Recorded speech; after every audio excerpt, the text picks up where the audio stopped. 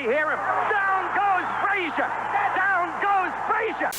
Got my man Stephan Big Shot Shaw. He's in the middle of camp right now. I got so many questions because we got so much catching up to do. Especially you've been making a lot of moves since the last time I talked to you. Yes, sir, bro. First things first, I noticed in camp you brought the family with you this time for the holidays. Has Yes, that sir. helped? And what is that like to have your family with you? Because for me, watching it, it's like it gives me Muhammad Ali type vibes and stuff. But how does that feel to have your family with you in the camp this time around? Man, it's been great. You know what I mean? I flew my family out for the holiday. And like I say, it's been great, man. They've been giving me that extra motivation, that extra push.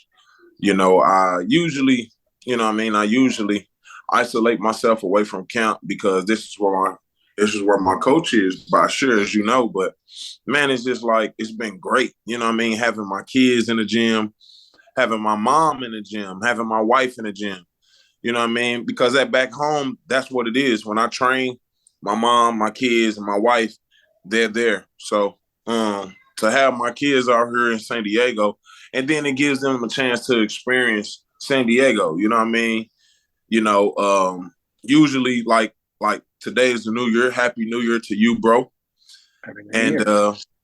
And you know, usually my wife, you know, in St. Louis, Missouri, you know what I mean? She you know, she usually called me around 12:30, midnight.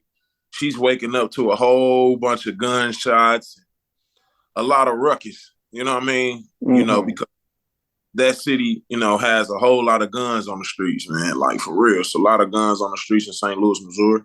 And out here, man, we stand in Point Loma, and I can honestly say we didn't hear not one gunshot last night. You know what I mean? Nice. So peaceful. And then, you know what I mean? Like I say, to have my family out here, they needed that. And I felt like having them out here, like I say, just gave me that extra motivation to go even harder. You know what I mean? Is there any plans in the future to potentially move your family out to San Diego?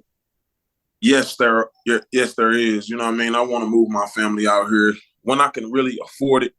And it's getting close, man. I'll be able to, hopefully by the end of this year, you know what I mean, beginning of next year, I can afford to live in San Diego because, as you know, bro, it's not cheap to live out here in San Diego.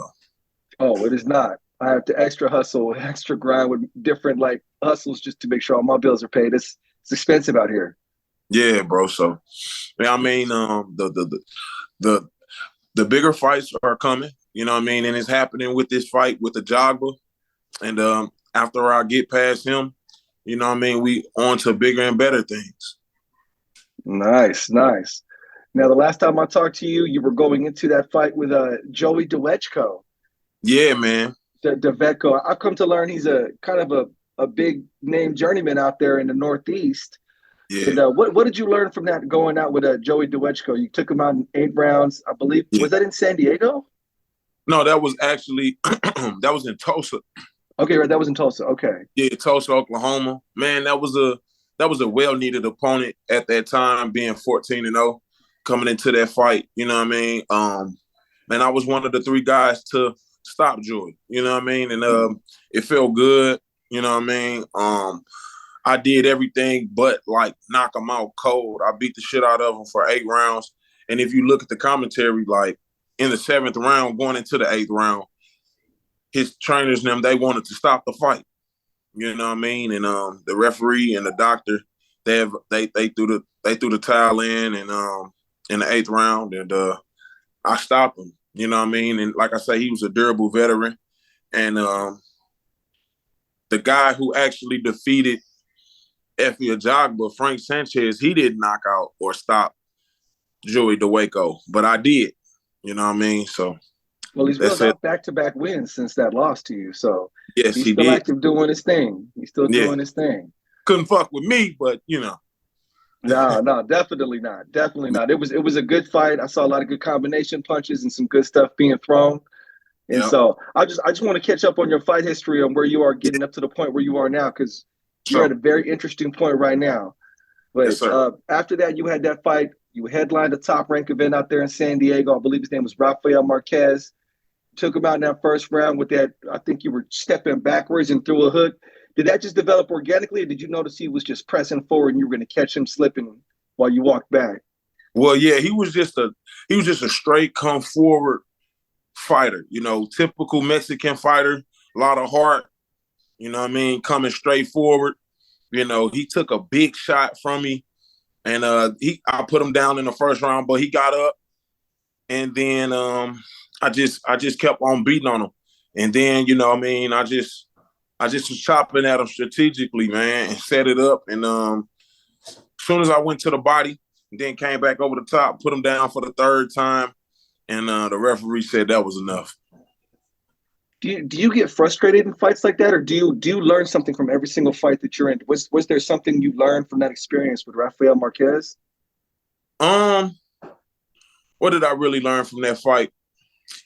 I pretty much learned that I really ain't learned too much, man. I just went out there and did what I do. Put my hands on a guy, and if he can't take it, he gonna fold. That's most. If these guys can't take my shots, they gonna fold, and that's period. Mm-hmm. So I went out there, I did what I had to do, and I did what I needed to do. Because if you look at the commentary in that fight when I fought Joey DeWaco, they were kind of saying that I was showing that I was being timid in that fight. And I don't know about being timid, probably being strategic, setting up my shots. And I'm a natural boxer puncher. Like, I didn't like that commentary pretty much. So I basically came in that fight ready to knock this guy out. And then they was trying to say, they was asking me during the fight meeting, do I know how to fight on the inside? I said, I'm not going to move at all this fight. I'm going to stay right there and just take them straight out. Like it was just like stuff like that was kind of like bothering me for real. Like asking me. A lot of people, I believe, they want to see you getting something ugly. But if ugly isn't your approach, then don't coalesce to these people. If you're defensively responsible, then stay defensively. It's your brain in there getting hit. So don't worry about the rest of these fools. If That's you're getting real a dub, though, bro. if you're getting a dub, you're getting a dub. That's really all that matters. Like that is. Yeah. Because when it's all said and done, like you say, getting that W, man, like, I'm sure the Golden State Warriors, they'll love to blow a team out by 40 points. But if they can get a buzzer beater and beat a team by 2 or 3 points or 5 points, hey, it's still a W, like you say, bro. So, yeah, I see commentators, it's like they demand that you bleed or something. I don't know. It's weird to me. But if you got the sweet science, then use that sweet science by all means, because ultimately the commentator ain't the one in the ring, and it's not easy to take shots to the head. And if you got that sweet science and that defense, then don't worry about what they got to say. That's big fact, bro. Yeah, that's real talk. Don't worry about that one. So I'm going to switch subjects real quick and pivot out from Rafael Marquez into one of our favorite talking points at the gym, Jermaine Franklin. That Jermaine Franklin had that big fight with our guy Dillian White. Yeah. Now, you were supposed to fight Jermaine Franklin a few years back, correct? I think during COVID or something, or? Yes, bro. That was supposed to be my first main event headline card on NBC Sports. It was a platform called Ring City USA. And me and Jermaine Franklin was going to be the main event April 22nd, 2021. You know what I mean? And that was going to be my first main event, 14-0 versus 20-0. And, those guys, as soon as we arrived to the venue, well, not the venue, like 4 or 5 days out, you fly to the fight. And when we flew to the fight all the way from San Diego, all the way to upstate New York. And as soon as we got off the airplane, I got a call from my manager, said, you're going to be fucking pissed. I got some terrible news. Jermaine has caught COVID and withdrew from the fight. And it was so crazy to me because we both had taken our COVID test 2 weeks in advance or prior to when we found out, that he tested positive. And it seemed funny because I know going down there with Deontay Wilder, I've taken COVID tests and got instant rapid COVID test results back in 10 or 15 minutes. And the strenuous COVID test that we take for that fight between me and Jermaine Franklin, I'm sure they got the COVID test results back within 24 hours.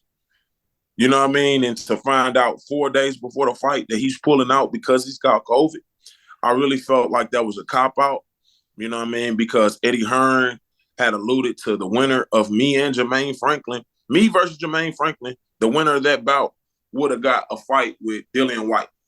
And he pulled out the fight. And as we seen a couple weeks ago, about 4 weeks ago, 4 and 5 weeks ago, hey, him and Jermaine Franklin and Dillian White fought. And Jermaine Franklin, you know, got the biggest payday of his life. You know what I mean? And he really didn't fight. He hasn't fought anyone, I felt, to be qualified to get a fight with such a high-ranked fighter like Dillian White. You know what I mean? The only guy he would have had on his record that was credible, I felt, was going to be me, because everybody else was just a decent journeyman like Jerry Forrest, and people thought that Jerry Forrest defeated him. And Rydell Booker, a guy that I just obliterated and dominated over 8 rounds in my last fight, you know, was winning rounds against Jermaine Franklin. You know what I mean? Jermaine Franklin was spitting out his mouthpiece. You know what I mean? Looking reluctant and tired and getting hit with shots and being countered by Rydell Booker. And those are the 2 biggest fights that he had. You know what I mean? And he was off for about 3 years until he got that fight with Dillian White. And what's so crazy? I saw that inactivity. He got paid ridiculous money for that fight, man, too. He got $500,000 and made an extra $1 million on the back end. So that was about $1.5 million he made in that fight. You know what I mean? I researched that and I was very shocked. I was like, hey, man, that really pissed me off. And it felt like, you know what I mean? Because it's like, what did he do to get that victory? You know what I mean? You see, I have to fight guys like, I have to fight an Efe Ajagba just to get in the talks. Mm-hmm. You know what I mean? Well, and in the end, they're just, by giving you the hardest path, which is what it looks like to me, they're only fortifying your mindset and only making you more determined. Because it's like, I know this is a weird reference, but it's like feeding a pit bull gunpowder and smacking them up every time you're feeding, just getting them angrier and angrier. And it's just like, I just see you feeding the machine, and you're taking all this adversity and you're just getting sharper and sharper and hungrier and hungrier. So it's all they're doing is making the situation worse by not feeding the dog. So big facts, bro. So give it time. And unfortunately, it's one of the hardest paths that you have to take to get to where you want to get to. Hey, but that's going to solidify my greatness as a fighter. Oh, yeah. You know, because that's going to make the point now. That's going to point now where they can't deny you. As a great fighter, beating other fighters that they feel, you know what I mean, is good, you know what I mean, or, you know what I mean, somebody that they're trying to make something out of in my process to become champion, not just throwing me opportunities, you know what I mean? Because I just did an interview a couple days ago, and I asked the question, and I asked, who did Tyson Fury defeat before he got the Vladimir Klitschko fight? You know what I mean? He beat, who did he beat? He beat Steve Cunningham, a blown up cruiserweight, and Steve Cunningham dropped him. Who did he fight? Derek Chisora. I'm looking up his resume right now. Before he fought Vladimir Klitschko, Tyson, the Gypsy King Fury, he had fought, let's see. Yeah, Christian Hammer, Derek Chisora, Steve Cunningham, Kevin Johnson. Oh, man. Yeah, you know, and then he had that shot at Vladimir Klitschko and everything changed. That's all I'm saying, bro. You get what I'm saying? Oh, yeah. It only takes one opportunity. He didn't fight any undefeated hungry lions. Mm-hmm. You know what I mean? None of those guys were Olympians, were they? Chisora was an Olympian. Not as far as I know. Kevin Johnson was not an Olympian. I can't even pretend to be an expert on any of those guys, to be honest. Bro, you know me. You know I'm the walking encyclopedia with this shit, bro. Now, Christian Hammer was 17-3. Derek Chisora was 20-4. Joey Abel was 29-7. Steve Cunningham 25-5. Kevin Johnson 28-2. So, you know, he was, you know, it's just a matter of being at the right place at the right time at the and right time. persevering. And then it's just about the champion being willing to fight those guys and giving that guy an opportunity. So I understand, you know what I mean? So again, you know what I mean? I really don't harp on it too much. I just do what I can do, you know what I mean? And be whoever that they put in front of me, period. Okay. Have you since tried to pursue a fight with Jermaine Franklin since that pullout? Have you tried to get his people and contact his people about getting that fight lined up? My manager and my team, they tried to make that fight on Triller, and they had doubled the purse. You know what I mean? Because we was only going to get like 50K to fight on NBC, and I understand. You know what I mean?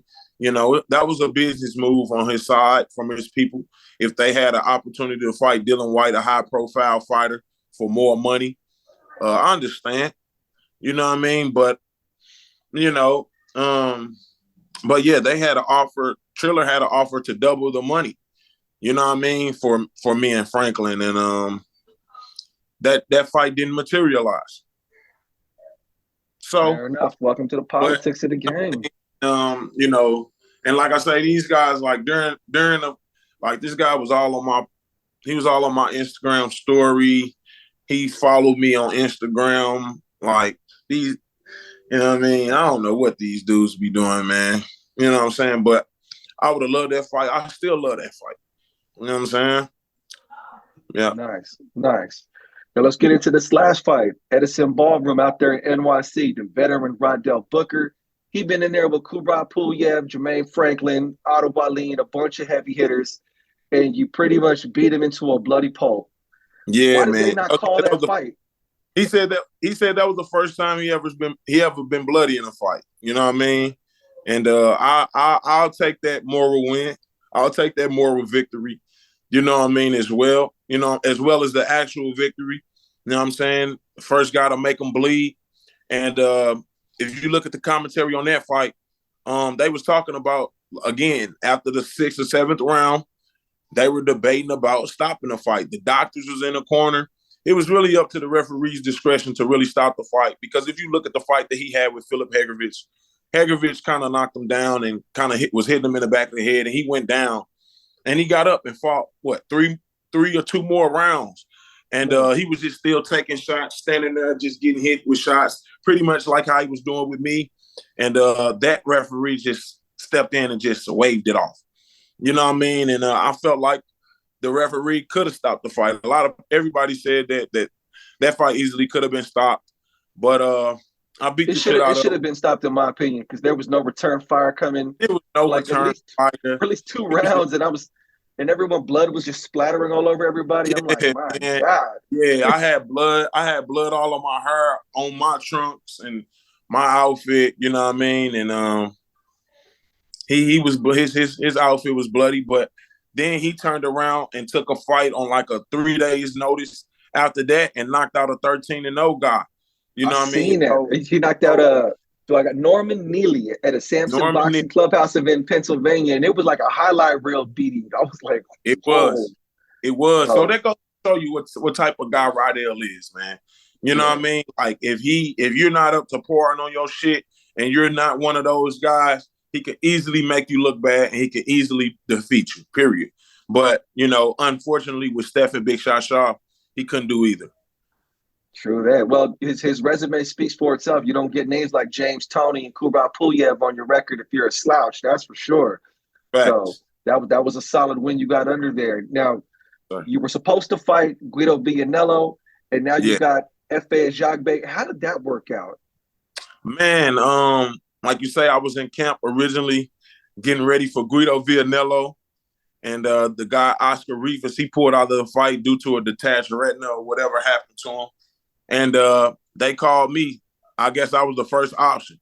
You know what I mean? And I didn't want the fight to be scratched or the card to be scratched or anything like that. And they came to me and I'm like, hell yeah, I'll fight Ajagba. I'll take him to school. You know what I'm saying? And I felt like they originally wanted that fight. You know what I mean? I'm always a conspiracy theorist with this boxing because it's a lot of underhanded and undermining things be going on behind the scenes and in the business of boxing. But they could have easily had us headline initially as the headline fight because I would have took the fight. I love that fight. You know what I mean? I feel like Efe Ajagba, he only has a big right hand if you sit there, and he's only knocked out guys that was lesser opponents, if you may. You know what I mean? He had a highlight reel against a guy by the name of Brian Howard, but Brian Howard was a cruiserweight. He even fought before at light heavyweight. You know what I mean? And coming into that fight, he was only 218 pounds. So he's not really a big guy. And a big guy like Ajagba could definitely knock out a guy like a Brian Howard. And Brian Howard had just got knocked out by Frank Sanchez before that. You know what I mean? So, like I say, I feel like I'm a terrible style matchup for him. And I'm ready to take full advantage of this opportunity, man. But like you say, Guido was the original opponent, but they came to me last minute, or they came to me as a replacement to replace Oscar Rivas, and I jumped on the opportunity, bro. It's an amazing opportunity, and I feel like you're now in the comment sections for all the hardcore boxing fans. They know who Stephan Big Shot Shaw is. It's pretty much dwindled down to you and Jared Anderson as the names on everybody's lips as far as the top heavyweight prospects in the United States, and it's been years coming. I've been telling you, I've been watching these comment sections. I've been telling you for years, like, I'm watching them, Stephan. I'm waiting for them to figure out what's going on here. And now it's down to you two. Oh man, and then we gotta collide. You know what I mean? We gotta me and the guy Anderson. We definitely gotta collide. He definitely gotta see me, and we gotta see each other, man. And I'll be up for that challenge when it presents itself. And I'm looking to come out that fight victorious and shine on him as well. But right now, I'm focused on Efe Ajagba. That's the fight at hand. That's the business at hand. And I'm not taking him lightly at all because he's a strong, big guy. But, I've been in preparation helping Deontay Wilder for the past half a decade. And I'm pretty much accustomed to the style that Ajagba was going to bring. And I feel like Deontay Wilder has a lot more athleticism and explosiveness and speed to his style. You know what I mean? Because they try to equate and compare Ajagba to Wilder. I completely agree with you. I feel like Ajagba is a less nuanced, stripped down version of the wish version of Deontay Wilder. To be honest, he has a right hand, but he's not nearly as awkward. Doesn't have the kind of movement, that he doesn't lankiness. Have the speed. He doesn't have the speed that Deontay has. Yeah. So you've already spent years in camps with Deontay Wilder. Understand that it's the velocity on that right hand from Deontay. You know what I mean? Deontay has some type of speed. You know what I mean? And that's due to his athleticism. Mm-hmm. Yes, sir. I'm looking forward to this fight with Ajagba. I'm very excited. That kind of opportunity is amazing. And I think it's going to open up all the doors that have been previously stubbornly held shut. It's going to make you an undeniable figure in the game after this. And so I look forward to the future successes you achieve, Stephan. Thank you, man. And that's why I took the opportunity, because of that very reason right there, bro. All right. So we got done talking about your upcoming fights. We finished out the year.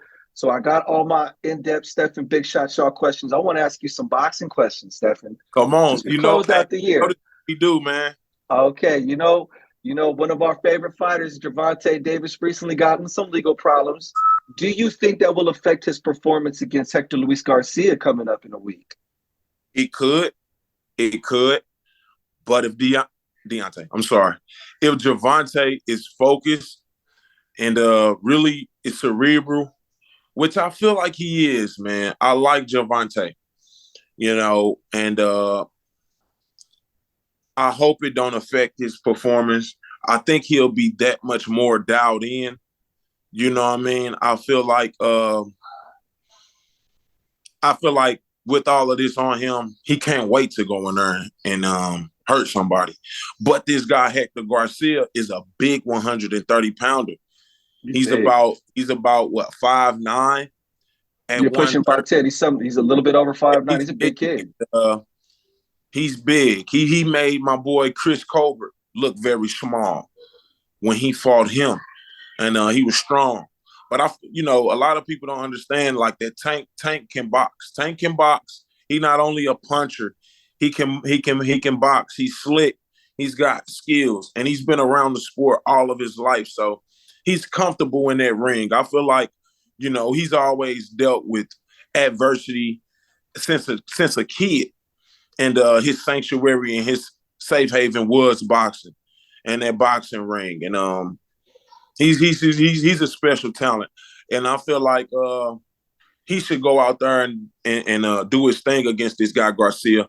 But he definitely shouldn't take him lightly, and I don't think he's going to take him lightly, especially with everything that's on him. You know what I mean? I don't know how true the allegations are, because I just, as you've seen recently, the girlfriend spoke out and just probably, just put out there like, we have arguments just like any other couple, but he has not harmed me or our daughter in any such way. So it's kind of crazy. I'm gonna leave that to the legal system to figure out. Yeah, man, it's all crazy, man. It's all crazy. You know what I mean? But I hope it doesn't affect his performance, but it definitely could, because it's a lot of pressure. It's a lot of pressure, and it's a major distraction leading up a week or a week and a half before his fight when that happened. So we just gotta wait. Yeah, it's unreal to think. I'm like, dang, a week and a half out from a fight. That's a lot to think about. But yeah, he's either going to focus or fold. It's one of those two choices. One of the two. And he seems to do pretty well with turbulence. So we're going to find out.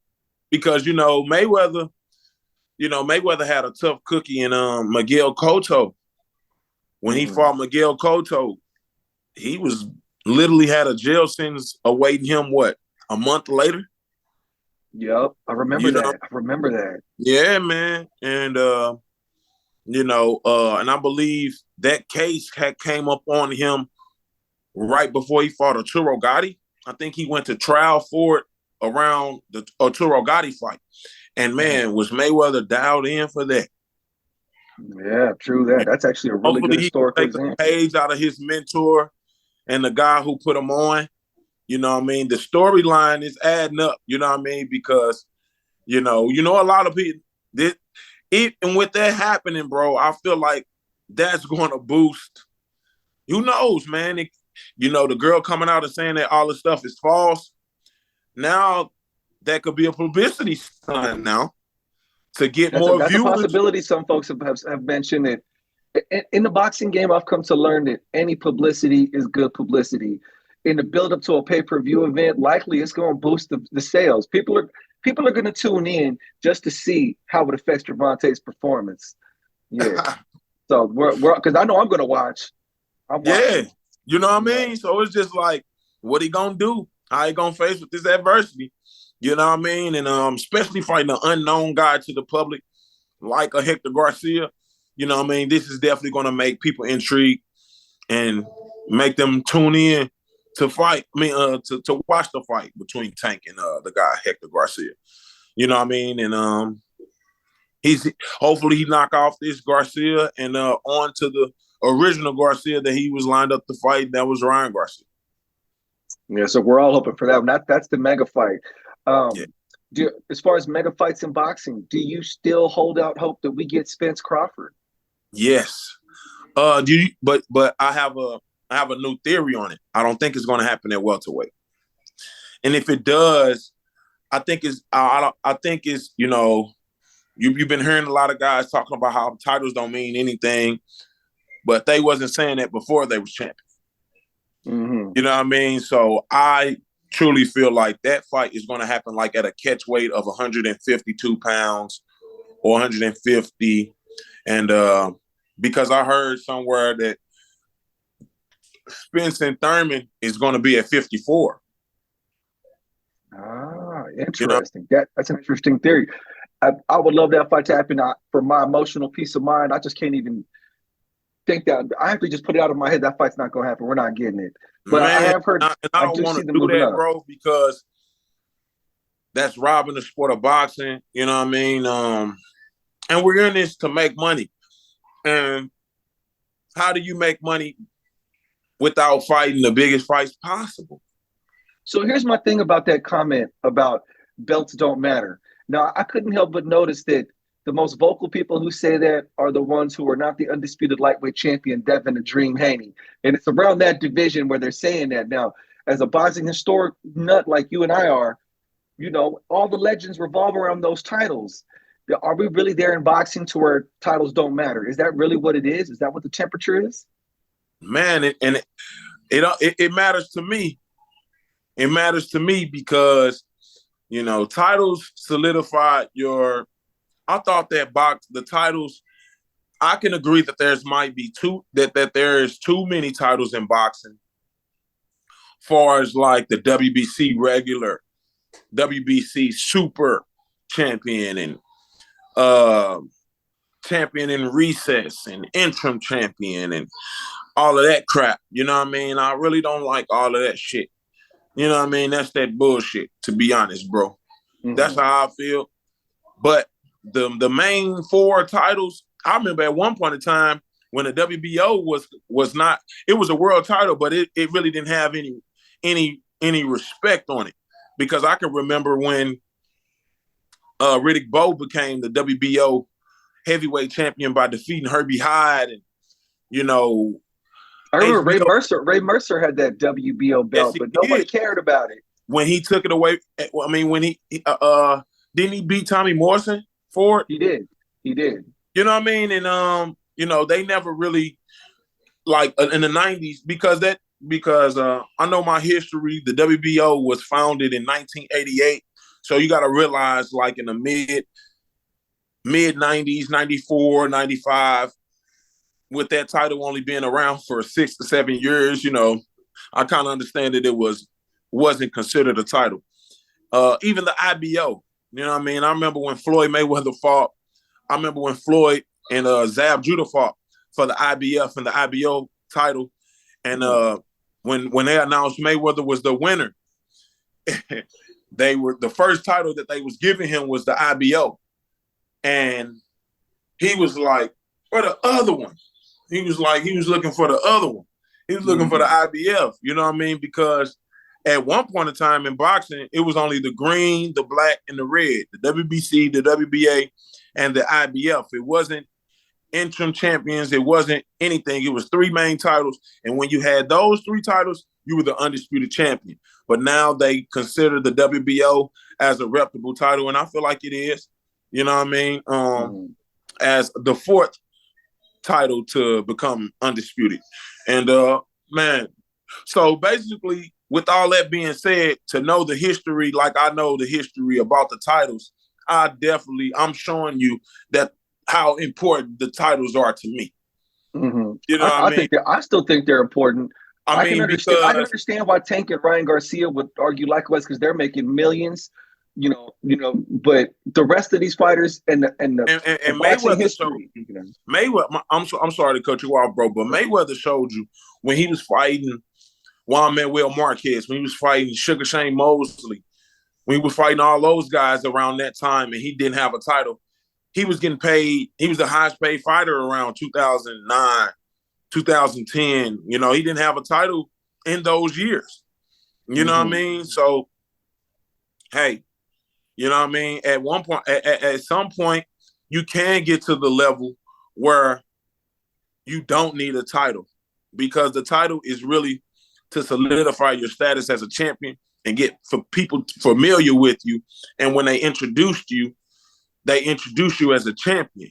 But it's a level of the game that fighters can get to where they're bigger than a title. You know what I mean? Because like, even Muhammad Ali was at that point.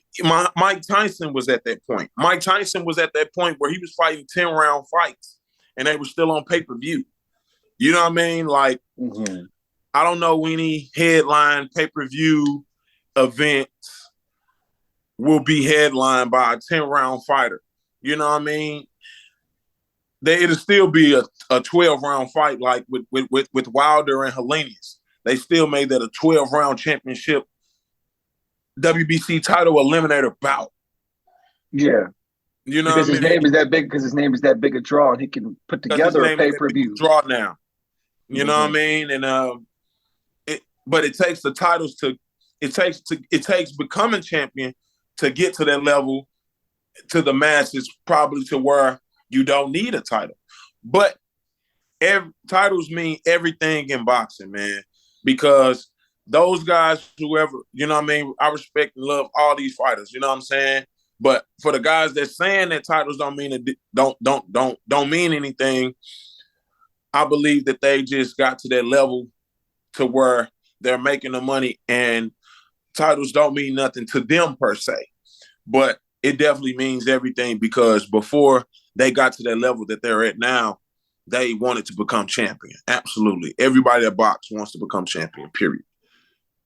True that. True that. All right, Mr. Shaw, for 2022, what was your knockout of the year? I think some of the more here, man, I gotta go with Caleb Plant, Anthony Durrell. A lot of people went with that one. It was a good knockout. It was beautiful.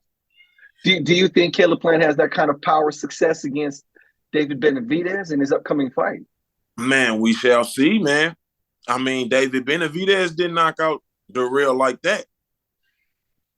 True and my boy Caleb Plant, he's sneaky. He has the sneaky power with the speed and the quickness and the accuracy behind it, man. And it was beautiful. It was like a double hook, and then he went with it, and then caught him again, and walked off, man. And that's that Steve Redmond training. He did that same shot, the body shot up top to Sakati, but he didn't knock him out. He didn't knock him out. He dropped him though. He dropped him with that. But you know what knocked Durrell out? Durrell was in the same sequence trying to throw a left hook hard of his own, but he didn't have the phone home. He was like this. He was throwing it like this and got clipped. And, you know what I mean? That was devastating. Even the main event, you know what I mean? Wilder versus Helenius, that was a crucial knockout. You know what I mean? And Deontay he kind of closed his eyes and threw it kind of like as a defensive punch. It wasn't even like a, you know what I mean? A crazy. It wasn't even a properly thrown right. It was man. He didn't even try to do that. You know what I'm saying? And you saw his eyes. You saw the Nordic Nightmare's eyes rolling in the back of his head when he was in the ground. But I feel like, you know, I feel like the Nordic Nightmare. I seen Wilder in camp with 18-ounce gloves, shake up, buckle Helenius. You know what I mean? I seen that before they even made that fight happen, man. So, you know, and I remember that he got knocked out by Gerald Washington, man. You know what I mean? So, you know, they was really thinking that Adam Kalnacki was going to defeat him and create a big fight between Wilder and Kalnacki. And Kalnacki got upset by Helenius, because if you think about it, when Helenius and Wilder fought, where did they fight? They fought at the Barclays. You know what I mean? And Helenius got that fight, like I say, by defeating Adam Kalnacki twice. You know what I mean? And Adam Kalnacki sells out the Barclays due to the Polish population in Brooklyn. And now Adam Kalnacki is kind of on the shelf a little bit. You know, when he was one of the top contenders in that division. But he got stopped by Helenius. I remember that. That was crazy. Yeah, I remember when he got the offer to fight AJ and they turned down the AJ fight. So he could have made, I remember it was like $7 million or something. And so that was a incorrect chess move on his part. Welcome to boxing. Wow. See, man, any opportunity like that. I mean, what are you in this boxing for? You know, Kalnacki is signed under contract and he has to listen to what his advisors say. That's you know how that goes. I don't even want to step on no toes that's because if they wanted somebody to get rid of Kalnacki, you know, Kalnacki's advisors would have loved it to be Wilder to do it. That was a miscalculation on their part. So we got the KO of the year. What was your fight of the year for 2022, Mr. Stephan Shaw? Fight of the year for 2022. Man, Serrano and Katie Taylor was a great fight. And I'm going with the girls maybe. And Clarissa Shields versus Savannah Marshall. Savannah Marshall was a great fight. But I feel like what was the fight of 2022, man? There was another good one was one that got a lot of responses was Sebastian Fundora when he beat up Erickson Lubin. Yeah, when he beat up Erickson Lubin. Mick Conlon and Lee Wood was a big one that got a lot of traction. Okay, but, yeah, I saw the fight a little bit. And that's when he knocked out Mickey Conlon out the ring.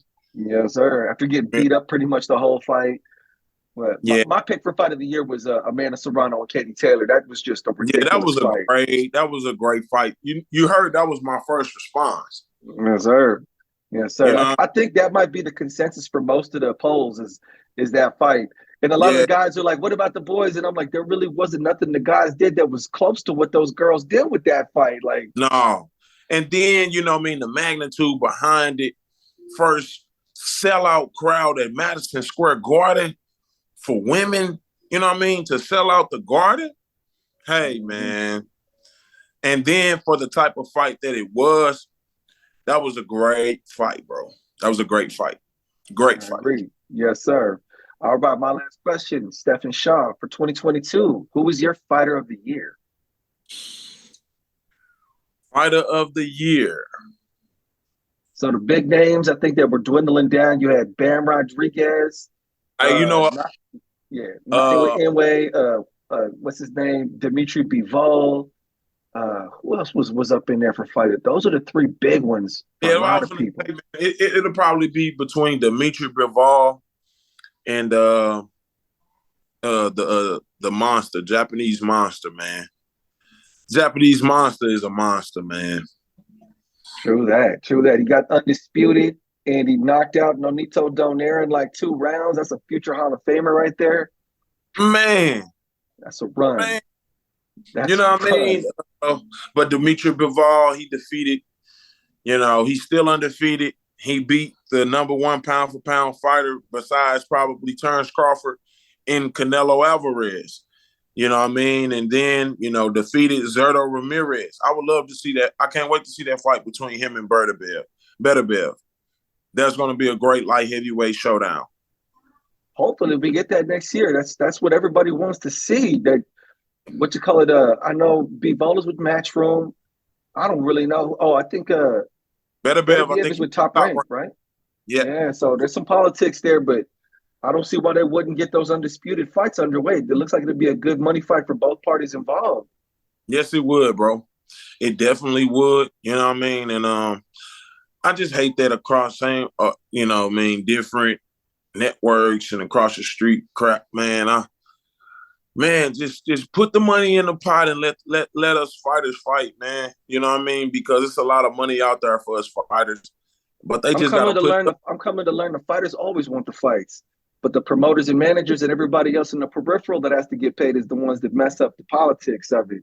Yeah, man. And everybody wants a great chunk. And to be honest, the fighters should get the largest chunk, even more than what they take home. You know what I mean? Because you might hear a guy, he's getting $10 million for a fight. Well, if he has a great manager, his manager only wants 15%. And he has a good trainer, he wants 10%. You know what I mean? Then you got to pay cut man. And then other guys be having co-managers that want an extra 5 to 10%. So that's almost 35% of your money going. You know what I mean? Taxes. Then taxes. So out of that 10 million, the champ luckily to go home with 6. You know what I mean? So it's just like, they have to pay us fighters, man, because this isn't an easy sport. Not at all. You know what I mean? It's not like laying up a basketball. You know what I mean? And I'm not taking anything away from basketball players. They have to put in a lot of work to be professionals at their sport. But, you know what I mean? With boxing, man, we're putting our life on the line, man, for other people enjoyment. and excitement. So they definitely have to compensate us fighters, you know what I mean, nicely because like I say, we have children, we have wives, we have families to go home to, and the promoters and the managers are not going to be there to console the families of us fighters if something like a Patrick Day happens in the ring, man. So and it's just a real talk from a fighter. You know what I mean? We have to get compensated, man. We have to get compensated. And, a lot of boxing fans don't like to hear about fighters talk about money, but that's what it is, man. We're I'm behind you 100. I'm behind you 100% on that. In this sport, bro. It's called prize fighting for a reason. The prize is money and belts, and that's what we're fighting for. You know what I mean? So that's what it is with me, and I plan on getting all of the belts and making all of the money that I can, man. And that's just real talk. I look forward to keeping up on this journey of yours because it has been fun to watch so far, and you'll get there, Stephan. I have no doubt about that. Yes, sir, bro. I appreciate you, man, and I thank you again for letting me sharing your platform with me. You know what I mean? You my guy. We train at the same gym, and like I say, man, I salute you, bro. Real talk, man. Thank you very much, Stephan. That will conclude this interview. And I appreciate your time, Stephan. And until the next time, my guy. Yes, sir. Peace.